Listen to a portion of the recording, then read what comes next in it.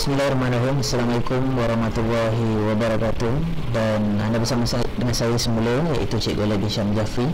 Hari ini kita akan bersambung untuk kelas online kita untuk darjah khas, iaitu bagi pendidikan jenayat. Ada dua saja kita punya bab pada hari ini. Baik, kita tengok yang pertama, pendidikan jenayat. Hari ini kita nak kongsikan tentang kesalahan menyamun. Apa yang anda dapat lihat nota kat sini, anda boleh rujuk. Antara unsur-unsur menyamun. Yang pertama, menyamun ni kena faham, dia istilahnya mengambil hak orang lain. So jadi antara unsur-unsur menyamun yang pertama iaitu menyamun, mestilah dia nak menyamun seseorang tu. Kedua, mestilah mangsa samun tu mesti ada. Yang ketiga, mesti ada barang kereta, ke rumah yang dipecah masuk, ke handphone, ke barang berharga. Yang keempat, iaitu tempat kejadian. Dekat mana berlakunya tempat kejadian tu, lokasi kejadian tu, dekat rumah, hospital, sekolah, pusat-pusat rawatan dan sebagainya. Baik, seterusnya syarat unsur samun. Yang pertama, syarat samun ni mesti ada penyamun, bangsa keadaan itu barang. Baik, syarat yang pertama, kalau penyamun tu barang ataupun kita ambil dulu penyamun tu mesti seorang yang akil balik, dia dah matang. Kalau budak kecil kita tak boleh dia menyamun. Seterusnya, mestilah seorang lelaki ataupun perempuan. Dia tak boleh kata sebagai, oh, kucing tu curi ikan aku yang aku meniaga ikan dekat ekosistem. Tak boleh. Dia mesti seorang manusia, iaitu lelaki dan perempuan. Kalau binatang yang ambil, itu tak kira, kita tak panggil menyamun, sebab dia tidak ada kategori berakal. Dia tidak balik. Contoh, kalau ada adik-adik kita, dia ambil barang kita, kita tak boleh cakap okey, budak ni menyamun. Kalau dari segi kaunseling ni pun salah ni, kita sebut kau ni menyamun. Perkataan kita tu pun tak kena, sebab itu istilah menyamun ni hanya untuk orang yang dah besar-besar. Dia dah boleh beza baik, buruk dan sebagainya. Baik, seterusnya, mangsa samun. Kalau anda boleh tengok nota ni, mungkin tak berapa jelas. Baik, mangsa samun ni mestilah seorang yang seorang Muslim, dan iaitu apa tu, pemilik harta barang yang disamun tidak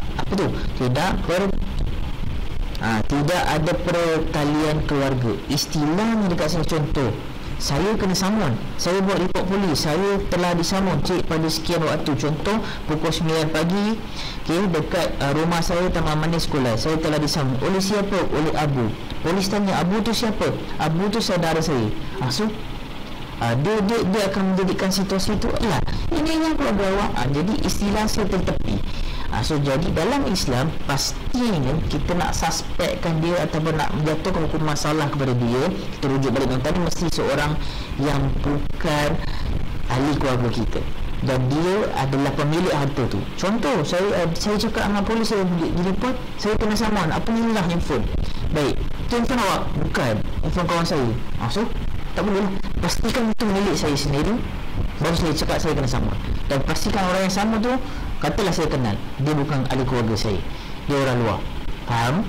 Baik, seterusnya, barang yang bersama tu mesti pergi. Kita tak boleh cakap, okey, saya kena saman, mana barang awak? Saya dah order dekat Lazada tapi tak sampai lagi. Macam mana awak tahu kena saman sampai sekarang tak terima lagi? Itu tak kategori kena saman, itu kategori kena tipu dan sebagainya. So saman ini mesti barang yang nyata. Contoh, ada handphone ni hilang. So benda ni macam mana? Jenama apa? Jenama contoh Oppo. Apa isi dalam dia? Ada detail apa dan sebagainya. Itu baru kita cakap barang. Barang ini mesti barang yang berharga. Handphone berharga tak? Berharga. Sebab apa? Kena beli pakai duit. Buku berharga tak? Berharga. Kenapa? Beli pakai duit. Tapi takkanlah nak buat report kena samun apa, buku nota kecil-kecil dan sebagainya, buku contoh tak. Mungkin bukunya buku novel yang mahal, jam emas dan sebagainya. Tengok pada keadaan harga semasa. Baik, seterusnya, kita tengok barang yang disamun itu dirampas dari tempelai. Dia mestilah sesuatu yang bernilai, bukan milik penyamun, bukan milik penyamun, dan cukup baik, kita tengok dekat sini. Yang pertama, mesti harta tu, barang tu mesti bernilai. Betul? Faham tak harga yang dikata bernilai? Boleh dibeli dengan apa? Dengan duit. Jual ada harga tak? Ada orang nak beli dan sebagainya. CD hilang dan sebagainya. Emas, ada orang nak beli tak jual? Ada orang nak beli. Bahkan beras pun kita jual pun itu. Selagi mana dia berharga, itu kita kata boleh dijual, itu adalah berharga. Okey. Hilang dari tempat simpanan. Kat mana awak letak barang? Saya simpan di situ. Okey, saya simpan di situ, hilang.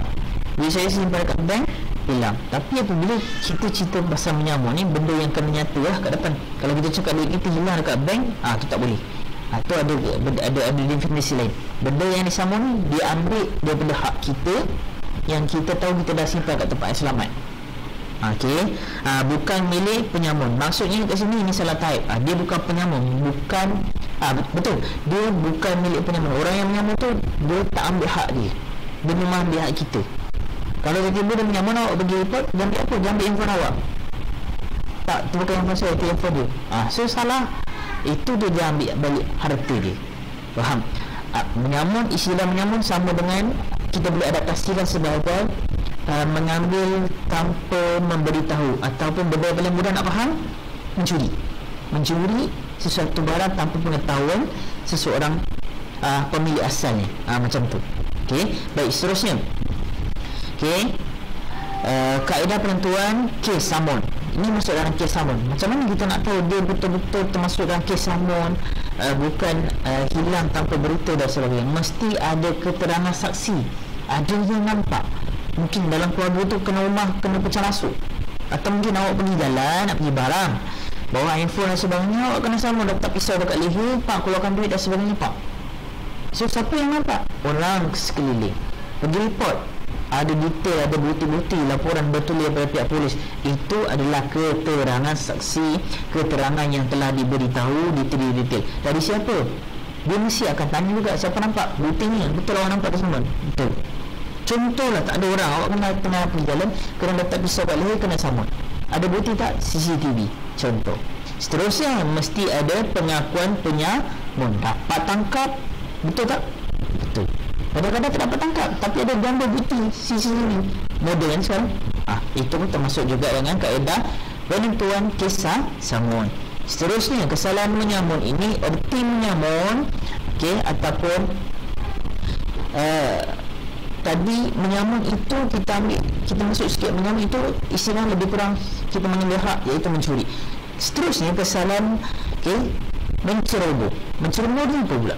Erti menceroboh, kita tengok rujuk pada nota ini, melakukan pencerobohan ataupun terhadap orang Islam sama ada daripada diri, kehormatan ataupun harta. Dia pecah masuk rumah, itu mencuri harta. Dia datang dekat kita, dia melakukan berugul, contoh ke atas seorang wanita. Itu pencabulan terhadap kehormatan. Harta tadi rumah, diri.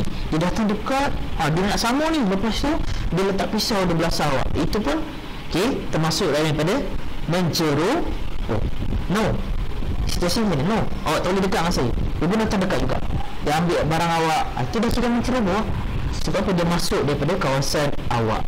Baik, seterusnya, benda yang paling mudah nak faham menceroboh ni, benda yang tanpa kira kita dah halang, jangan, akhirnya dia masuk juga. Itu menceroboh. Faham anak-anak? Okey, baik, seterusnya jenis pencerobohan iaitu diri, kehormatan diri, harta. Baik, daripada diri contoh apa dia? Bunuh, cederakan, dan sebagainya. Okey, pencerobohan terhadap kehormatan apa tadi? Kes rogol. Okey, masalah-masalah contoh pencabulan dan sebagainya. Baik, seterusnya pencerobohan harta, contoh rumah, mencuri, pecah masuk rumah, apa lagi tadi? Pecah masuk kereta, ambil barang tanpa beritahu tuan yang punya asal, itu pun juga termasuk. Baik, seterusnya antara jenis-jenis pencerobohan adalah terhadap diri, kehormatan dan harta, yang manakala cara menentukan pencerobohan itu ialah dengan menggunakan kata-kata, pukulan tangan, menggunakan cemati, kayu polis tu ataupun kayu baseball, mencederakan ataupun membunuh. Kalau ada teman-teman dia sentuh muka awak, dia sentuh badan awak, dia belasah awak, itu termasuk dalam kes-kes pencerobohan. Baik, hukumnya wajib ditentang dan harus ditentang. Masih bila? Kalau wajib ditentang pencerobohan orang kafir, haiwan, maupun atau apa sahaja kepada keluarga.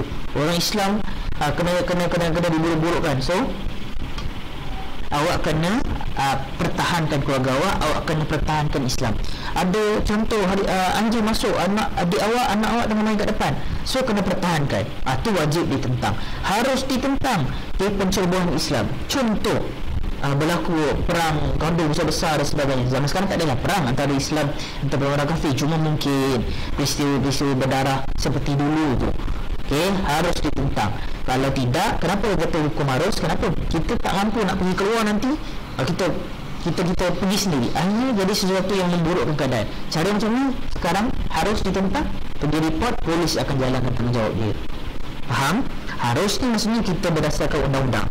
Wajib tentang benda yang depan mata. Contoh tengah duduk-duduk anjing masuk rumah. Alah, wajib ditentang.